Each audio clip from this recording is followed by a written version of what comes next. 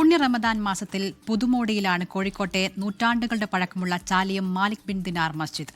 പൈതൃക ടൂറിസത്തിന്റെ ഭാഗമായി മസ്ജിദിന്റെ നവീകരണം പൂർത്തിയാക്കിയിരിക്കുകയാണ് വിനോദസഞ്ചാര വകുപ്പ്. കേരളത്തിലെ ഏറ്റവും പഴക്കമേറിയ ആരാധനാലയങ്ങളിലൊന്നായ ഈ മസ്ജിദിന് ചരിത്ര പ്രാധാന്യം ഏറെയാണ്.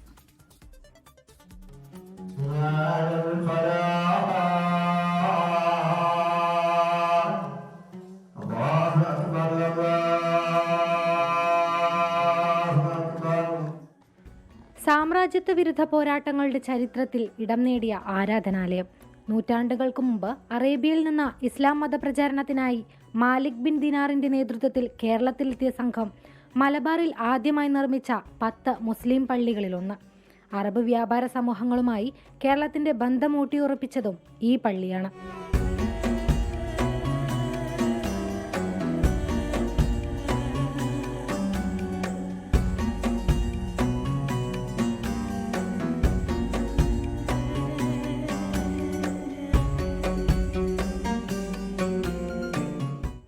കോഴിക്കോട് ചാലിയത്താണ് പുഴക്കര പള്ളി എന്നറിയപ്പെടുന്ന ഈ ആരാധനാലയം സ്ഥിതി ചെയ്യുന്നത്.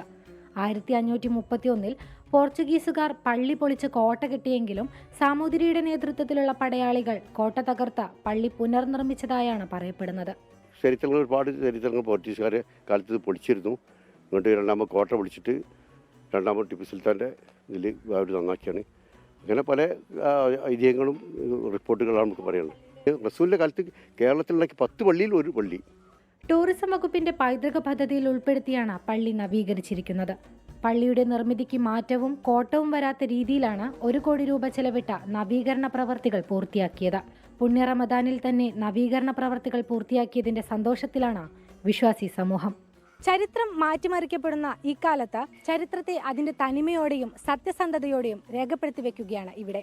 ബേപ്പൂരിന്റെ ചരിത്ര പശ്ചാത്തലം നിലനിർത്തിക്കൊണ്ട് തന്നെ ചാലിയം മാലിക് ബിൻ ദിനാറിനെ ലോക ടൂറിസം ഭൂപടത്തിൽ അടയാളപ്പെടുത്തുകയാണ് വിനോദസഞ്ചാര വകുപ്പ്.